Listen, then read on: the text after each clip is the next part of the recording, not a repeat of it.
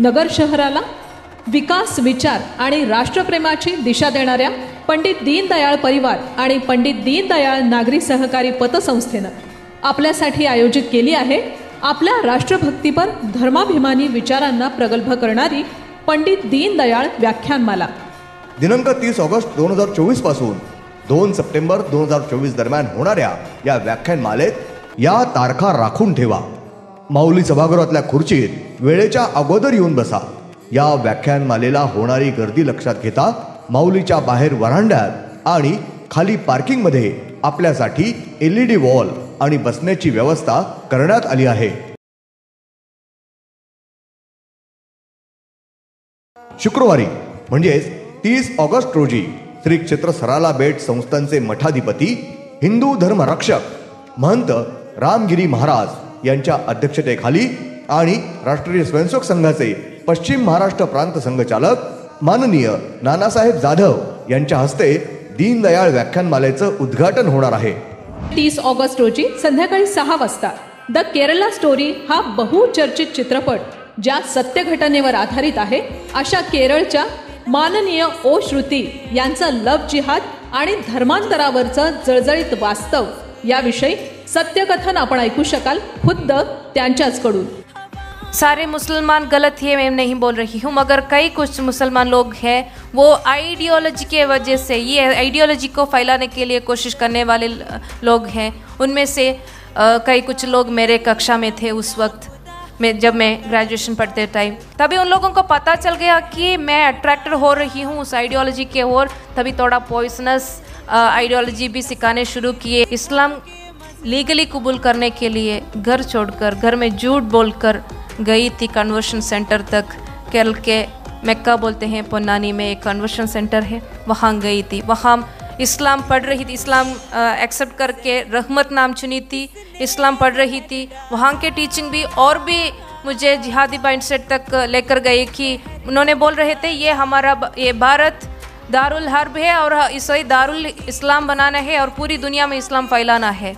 याशिवाय याच दिवशी धर्मांतर विरोधी अभियानाचे प्रवर्तक आणि सनातन धर्माचे जागतिक प्रचारक तसंच आर्ष विद्या समाजमचे संस्थापक आणि संचालक आचार्य KR मनोज हे प्रमुख वक्ते म्हणून या ठिकाणी उपस्थित राहणार आहेत। सबसे अधिक प्रयोग किए जाने वाले शब्द है धर्म परिवर्तन। कुछ हिंदू स्वयं ही ऐसा प्रचार कर रहे हैं, लेकिन यह गलत है, क्योंकि धर्म और मजहब या रिलीजियन एक ही चीज़ नहीं है। बजाय ईसाई मजहब इस्लाम मजहब ऐसा कहे।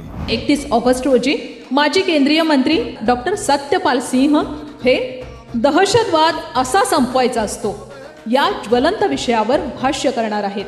हम 5-6% के बारे में बातें करते हैं, 90% के बाकी बात नहीं करते। अरे घरों के अंदर पुलिसिंग कौन करेगा? घरों के अंदर पुलिसिंग करने का काम केवल संस्कार कर सकते हैं, और संस्कार देने का काम आज संस्कार देने का अगर किसी के पास फैक्ट्री है, अच्छे संस्कार देने के पास किसी के पास वर्कशॉप है, उस फैक्ट्री का नाम आर्य समाज है। दिनांक 1 सप्टेंबर रोजी तमिळ आणि तेलुगू चित्रपट अभिनेत्री माधवी लता या राष्ट्र माझे मी राष्ट्राचा या विषयावर आपले विचार मांडले। हम इसीलिए कट्टर हिंदूवादी है क्योंकि हम ये मानते हैं मानव सेवा ही माधव सेवा है। तर समारोपाच्या दिवशी संध्याकाळी 6 वाजता ज्येष्ठ पत्रकार तथा प्रखर राष्ट्रभक्त विचारवंत माननीय पुष्पेंद्र कुलश्रेष्ठ हे वेध भविष्यातील अंतर्गत आव्हानांचा या विषयावर मार्गदर्शन करतील। आणि माजी पालकमंत्री माननीय आमदार प्राध्यापक राम शिंदे तसंच महाराष्ट्राच्या जनकल्याण समितीचे अध्यक्ष डॉक्टर रवींद्र सातळकर प्रमुख अतिथी म्हणून इथं उपस्थित राहणार आहेत। अहिल्याबाई होलकर 705 में जीवन चली गई। आज उनके खानदान का दूर दूर तक कोई नहीं है, लेकिन अहिल्याबाई होलकर ने जो काम किया, उनको पता था क्या कि इस भारतवर्ष के अंदर कोई एक आदमी 2014 में गुजरात में पैदा होगा, फिर वो बनारस से चुनाव लड़ेगा, माँ गंगा ने मुझे बुलाया है। ये सब करते करते करते करते जो बाबा विश्वनाथ उसी खंडित मूर्ति पे पिछले कई सौ सालों से हम लोग जल चढ़ा रहे हैं, उसी खंडित मूर्ति पे। और वो इसलिए ही करके गई कि अगर ये पूजा बंद हो जाएगी तो फिर पूरा इतिहास का एक चैप्टर समाप्त हो जाएगा। कितनी विजनरी महिला रही होगी, वो चक्कर में नहीं पड़ी और स्थापित करके उस खंडित मूर्ति को चली आई। तेव्हा अशा विचार मंचावर होणाऱ्या विचार मंथनात जरूर सहभागी व्हा, यासाठी हे एक नम्र आवाहन।